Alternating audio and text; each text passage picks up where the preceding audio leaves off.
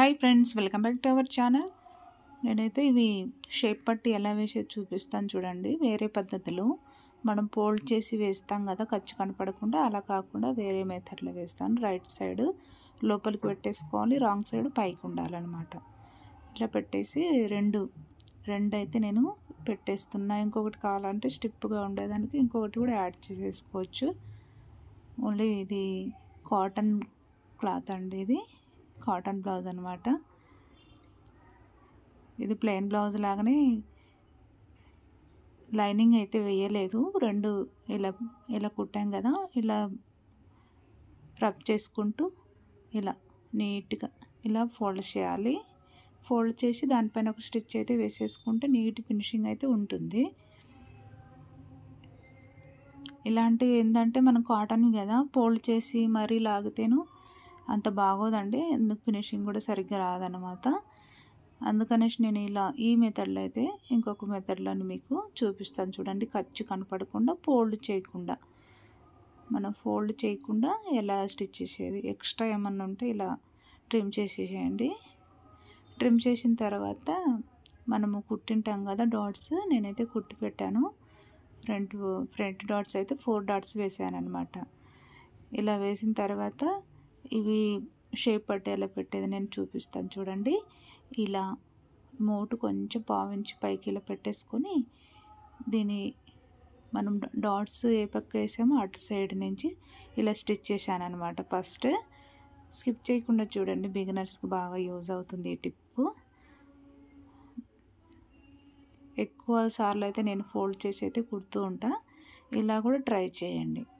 ఇలా first dot ఉంటుంది కదా, ఈ డాట్ని ఫోల్డ్ చేసేసి లోపలికి, అంటే రాకుండా ఇలా కుట్టేసుకోవాలి. నేను డాట్ సైడ్ వేసి కుడుతున్నాను చూడండి.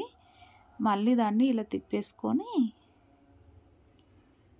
ఇలా కుట్టాం కదా, ఇలా తిప్పేసుకోండి. ఇలా తిప్పిన తర్వాత పైకి వచ్చేస్తుంది చూడండి. మనకు డాట్ లోపలికి వెళ్ళిపోతాయి, ఇది పైకి. ఈ ఖర్చు ఉంది కదా, ఇలా ఫోల్డ్ చేయకుండా చూడండి, ఫోల్డ్ చేసి కుడతాం కదా, అలా ఫోల్డ్ చేయకుండానే ఖర్చు కడపడుకుంటూ కుట్టచ్చు నీట్గా.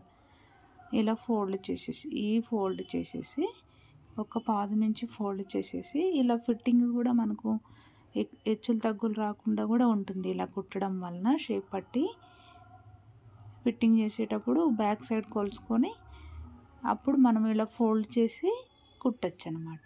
ఇలా ఫోల్డ్ చేసేసి ఒక స్టిచ్ మీదనే స్టిచ్ వేసేసేయాలి. ఈజీగా అయిపోతుందండి ఇది. మరీ ఫోల్డ్ చేసి లాగుతూ బిగినర్స్కి అంతా, ఫస్ట్ టైం కుట్టేటోళ్ళకి అంత ఈజీగా ఉండదు అది, మరీ ఫోల్డ్ చేయడము. ఇలా ఈజీ మెథడ్లో స్టిచ్ చేసేసుకోండి. ఇలా లాగినట్టు పట్టేస్తే మళ్ళీ వచ్చి ఇలా నీట్గా మనకు లూజు లేకుండా, మరి టైట్ లేకుండా చూసుకొని ఫోల్డ్ అయితే చేసేసి ఇలా స్టిచ్ చేసేయండి.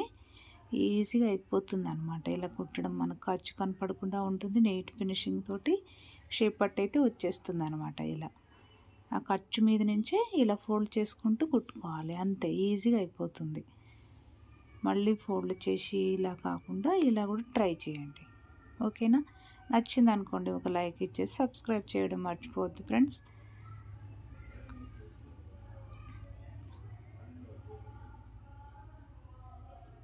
మీరు కూడా ట్రై చేసి ఒక మెసేజ్ అయితే ఇవ్వండి, ఎలా వచ్చేసింది. ఇలాగా చూడండి, ఎంత నీట్ ఫినిషింగ్ తోటి వచ్చేసింది అనమాట. ఏమైతే లైనింగ్ కూడా లేదండి, నార్మల్గానే కుట్టమంది, ప్లెయిన్ బ్లౌజ్ లాగా. అందుకే నేను ఇలా కుట్టేశాను అనమాట, లైనింగ్ పెట్టకుండా. ఇలా ఎక్స్ట్రా ఉన్న క్లాత్ని కట్ చేసేసుకోండి.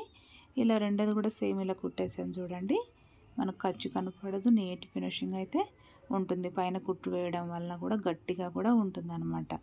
ఇలా ట్రై చేయండి. ఓకేనా? Okay friends, bye.